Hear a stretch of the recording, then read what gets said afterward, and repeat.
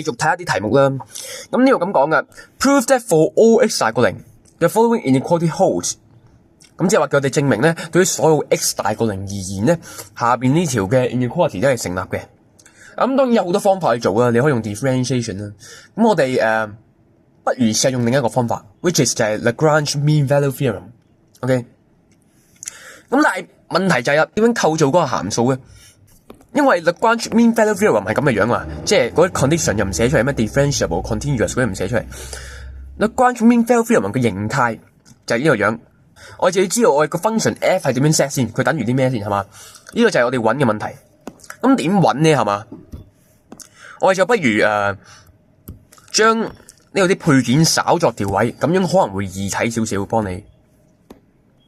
OK， 咁我先不如將個一調過去啦，最簡單，將個一調過去。I mean this like this。嗱，咁呢個時候咧，你又已經見到端倪啊？點解咧？因為呢度e 嘅 x 次方減1，個一咧你要用另一個角度去睇，其實佢係等於 e 嘅0次方。咁呢個時候咧，其實我哋已經係知點樣去構造呢個函數嘅。點解咧？我係照揼翻個樣嘅啫嘛。嗱，而家 FB 咪對應住 e 嘅 x 次方啦 ，FA 咪對應住 e 嘅0次方啦。咁好啦 ，b 減 a 咪就係 x 減0啦。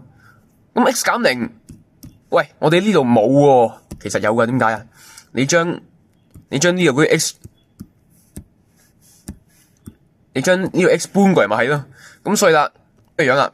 換句話即係咩意思咧？我哋要證明呢個 inequality holds 咧，其實就即係話我哋要證明呢嚿嘢 holds。OK， 咁根據 Lagrange mean value theorem 呢嚿嘢其實就等於 EC 除以 EX 除以1。嗱呢個一字，你應該同樣都睇成 e 嘅0次方。咁即係話啱啱我哋要證明嘅呢個不等式咧，我哋經過用 Lagrange mean value theorem 咧，就可以就將佢簡化成咁嘅樣啦。就即係話我哋要證明呢條式係成立。